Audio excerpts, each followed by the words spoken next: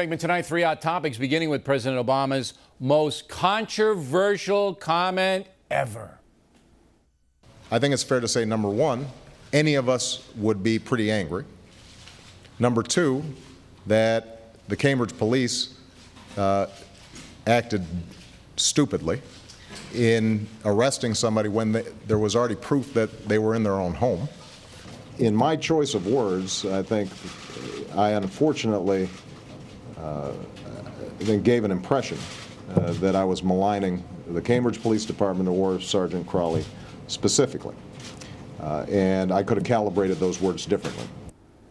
Here now, the queen of body language, Tonya Reiman. Now, first of all, what's the difference between the body language when he said stupidly and the one when he was calibrating? Oh, there was a big difference. Vast difference. Yeah, there was a very big difference. First of all, you know, his voice is strong in the first speech. He's talking, he's positive. But one of the interesting things I picked up on was, as he was talking, watch how he nods his head up and down. Right. Now, we talk about how that means you're being congruent, you believe in what you're saying. But here, this is a tactic that people use when they're trying to elicit agreement with others. So you constantly shake your head up and down because that makes... He's trying to persuade. Right. So he's telling everyone else, don't you agree? Don't you agree? And that gets other people nodding back to you. Right.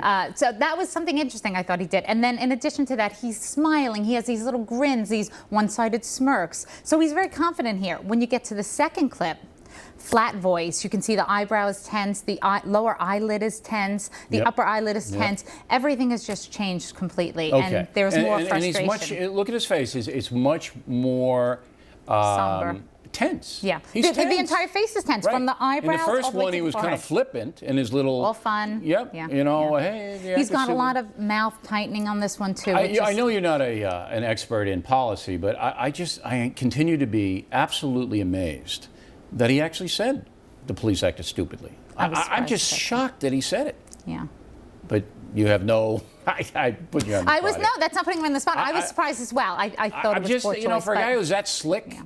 Who you know, for a year and a half has just wowed everybody to say something that ridiculous. Well, you did notice also that his blink went up when he did do that, so there was probably afterwards some thought process there. I don't know. I think he went out there cock as a walk, you know, the cock of the walk. I'm just saying it was stupid and everybody should know it, and then everybody didn't know it, and then he's back going, whoa, I got to calibrate, whatever that means. Okay, Sarah Palin, we have not talked to Ms. Tonya about her resignation, so let's roll a tape on that. First, some straight talk for some, just some, in the media. Because another right protected for all of us is freedom of the press. Democracy depends on you. And that's why our troops are willing to die for you. So, how about, in honor of the American soldier, you quit making things up. Okay, first of all, the fingers, all right? The fingers out, and what does that mean? Yeah, really all she was trying to do is let everyone know that this isn't about you. This is about them. They are not you. So she's not talking to the audience, and that she doesn't want them to feel like she's being aggressive with them. So she points the hands outwards, which takes the pressure off the audience. Okay, then she makes the point, she's zeroing in on trying to say the press is a bunch of idiots or whatever. You put the adjective in there. Changes her body language a little doing that. The fist gets clinched, right? She also leans forward, kind of that bonding technique where this is you and I, I'm giving you the truth. I'm telling you the truth. Because when you lean into someone, it's that, let's share something, you and I. So she did that. But, you know, here again, I noticed the voice is high-pitched. But it always is with her. There's distinct differences. Yeah. Certain chords, she goes higher. And right there, if you were able to catch it. When she gets annoyed, she goes higher, right?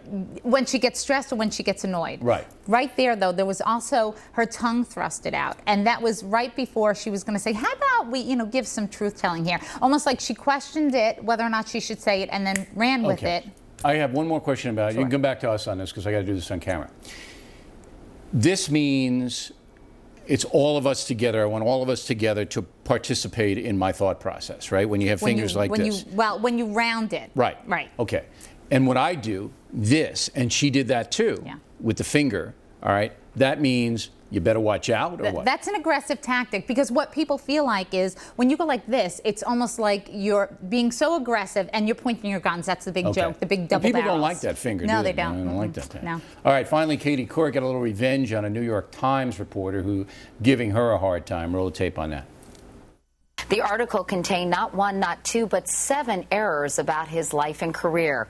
While he may have relished the report that he'd stormed the beaches on Normandy on D-Day, he was actually in a warplane high above. And Walter's coverage of Neil Armstrong's giant leap for mankind came on July 20th, 1969. Not July 26th. The paper issued a correction that seemed as long as the article itself. Walter Cronkite used to say, get it first, but get it right. So as we say goodbye to the Dean of TV News, let's all remember as journalists, when we say, that's the way it is, it really is. Right, she's slamming a woman named Alessandra Stanley, who slammed her in the past. Right. And it's kind of catty, right? Yeah, but you know what? Some of it was so slight that I wondered if she even realized she was feeling what she was sending out. You know what I mean? Oh, I think she realized it. Some of it was very slight. I loved at the end, though, she had a nice chin jut. Chin goes up in the air. Yes, chin goes up in the air. Does that mean superiority when you It means, yeah, it's a we're much signal of better than you, you superiority. idiot. That's right. How could you make 7 mistakes in that one article? A chin jut. I love that, Yeah. Jane. All right, Tonya Reiman, everybody. We come right back. Megyn Kelly, very